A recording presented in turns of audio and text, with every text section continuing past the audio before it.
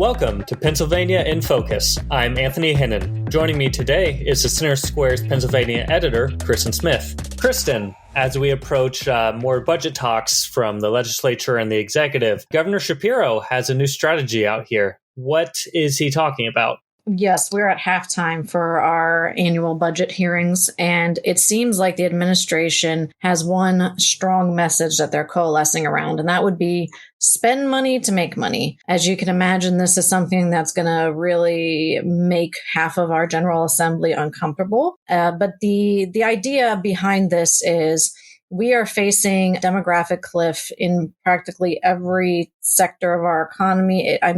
This problem runs deep from our declining birth rate all the way to the number of aging residents that are going to need services, until the day they die. So we have to find a way to fund all these services to keep working age Pennsylvanians here and to encourage families to grow and settle. And that is not an easy problem to solve. There's not a one-size-fits-all issue. So the Shapiro administration sees the best way to do this is to invest money that we have on hand, which is a surplus after, a lot of COVID dollars were sent to us in the last couple of years. Shapiro says spend this money in targeted areas, career and technical education, public schools, scholarship programs, tax credits to keep young professionals here, things that would really encourage people to stay in Pennsylvania or to come to Pennsylvania, quite frankly.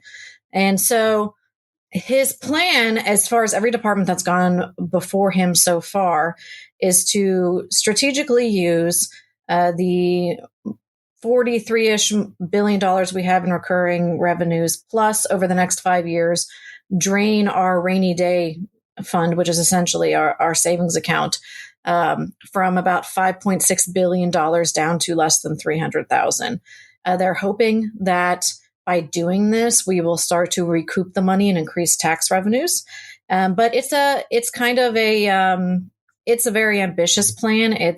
There's a lot of variables, not to mention a looming recession that could be out there. I mean, you know how it is. Financial analysts are saying we're 6 months away from one. Well, they've been saying that for a year and a half. So you can imagine how, as great that some of these policies sound, as promising as they sound, there's a lot of hesitancy from lawmakers who are worried about dipping into that billions of dollars in reserve to fund these programs without proven returns. Does there seem like there's much ground here for at least some form of compromise? I mean, is there at least one or two aspects here that Republicans like, or is it still sort of each side is cajoling the other?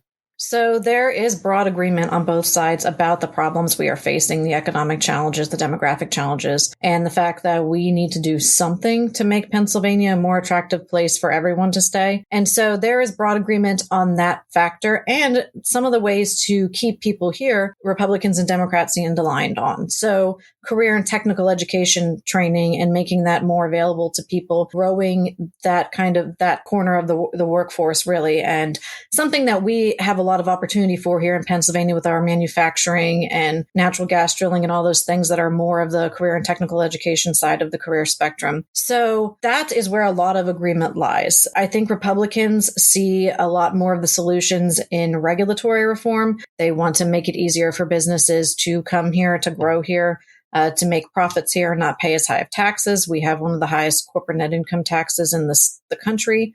And we have a fairly long plan to roll that down. Republicans want to see that faster. Shapiro has said he wants to see that faster too.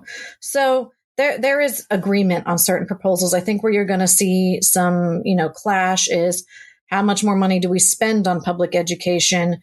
Which loan forgiveness and tax credit programs for different careers that are in high demand, which ones do we prioritize? Because, we need nurses, we need teachers, we need law enforcement officials and EMS, and we may not be able to afford to give all of those professions a tax break or loan forgiveness. There's other proposals out there to do similar things for mental health professionals. This idea of rewarding graduates who stay here is really catching steam, but the idea or the problem really is how do we pay for everything? That's something that Senate Majority Leader Kim Ward said from the outset. She's like, we like a lot of these programs, but how are we going to pay for it? Well, as budget talks resume next week, we'll see what happens. Listeners can keep up with this story and more at thecentersquare.com. For Kristen Smith, this is Anthony Hinnon. Thanks for listening.